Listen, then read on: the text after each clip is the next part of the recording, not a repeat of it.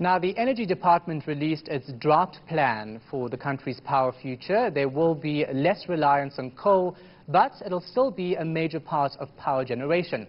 Alternative energy sources will be commissioned, and Energy Minister Jeff Radebe says there are no plans to expand nuclear energy. So what is the correct mix for the country's energy requirements? We are now joined by Enos Banda, the CEO of Anergi, which works in 5 African countries, including South Africa. Thanks so much for your time, sir. We appreciate it. Thanks, Shahan, for having me. So you've heard some of the key plans in the draft integrated resources plan the government announced yesterday in South Africa. What do you make of it? Well, first, I would like to congratulate the South African government for what is clearly a bold signal that signals to the market what the government's plan is for the future of energy in South Africa. So from our perspective, obviously, we're very excited. We are mentioned in there through our subsidiary, Kelvin Power Station, which is just outside of the airport in Johannesburg. So my view and our view about the RP is that it's a very important document. It sets the stage for significant investment and for the private sector to consider the alternatives that are available in time for the investments to be made in relation to a series of energy sources. Our area of interest in terms of South Africa is gas, because we are looking at redeveloping the Kelvin Power Station, which is mentioned again in the RP, as an existing facility, to redevelop it into a gas-fired power station. When you look at that sector alone, at 11,930 megawatts of gas-fired power station in total under the RP by 2030, that is an investment of over 300 billion rand. Yeah. So it's a very exciting event for us and something that is long awaited, and which is a clear signal for us that it's time to consider and sharpen our pencils and start looking at the investment profile. So we've mainly heard about nuclear energy because of the previous administration, but you're mentioning gas-fired power station. Tell us exactly how that works and how we'll actually benefit from using gas.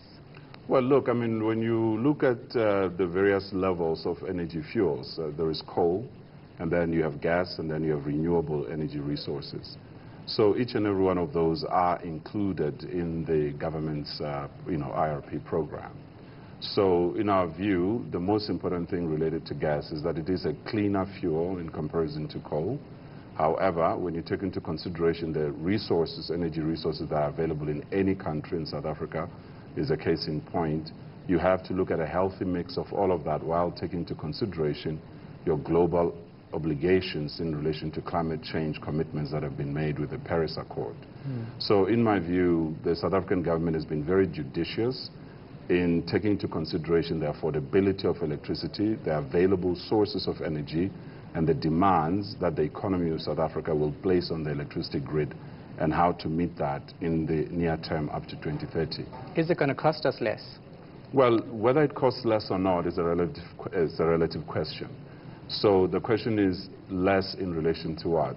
As you can understand, if you're going to have a 300 billion rand investment, that investment also has to create a return in order for it to be made by the private sector, even government as well. And I think you're probably looking at the question of affordability. Affordability, again, is a relative term, is to make sure that you pay the correct price, and that's what the regulator is there for what it costs to produce the electricity, and to create an appropriate return for those who invest.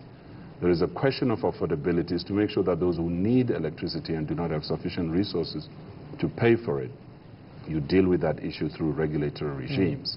It has been done in the telecommunications industry, where, for instance, through the Universal Services Agency in South Africa, you are able to roll out infrastructure in places where otherwise it would not be commercially viable.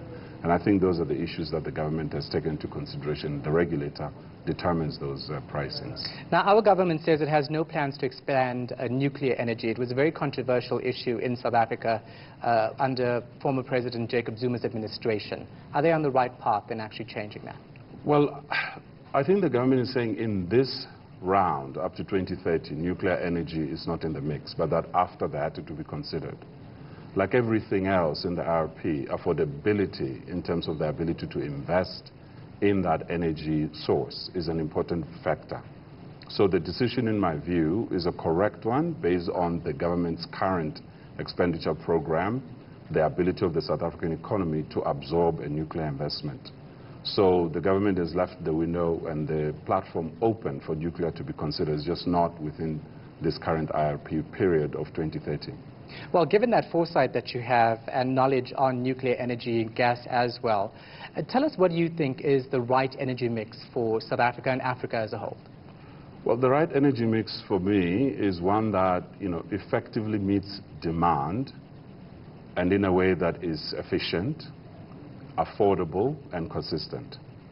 So you have to take all of those things and look at each and every country, each and every region, and look at what it has, what is available, and what is affordable. So for South Africa, the government has determined that coal, gas, and renewable energy resources are the right mix. In various other African countries, you do not even have the option to decide on these choices, and sometimes you have to rely on neighboring countries to fulfill the requirement for energy demand in your country. So it's all relative to the resource availability, the demand profile of each and every one of those countries, and that's how you determine that particular mix. So each and every country technically has its own IRP, and it would look different from country to country. And South Africa, you say, is on the right path? Absolutely, yeah. Absolutely. We're very, very excited about what the government has done, and really to congratulate Minister Hadebe for what is a very bold step and something that we appreciate as private sector investors in this market. All right, thank you so much for your time. We appreciate it. Thank you very much, Shahan. Well, that was Dr. Enos Banda, CEO of Anergi.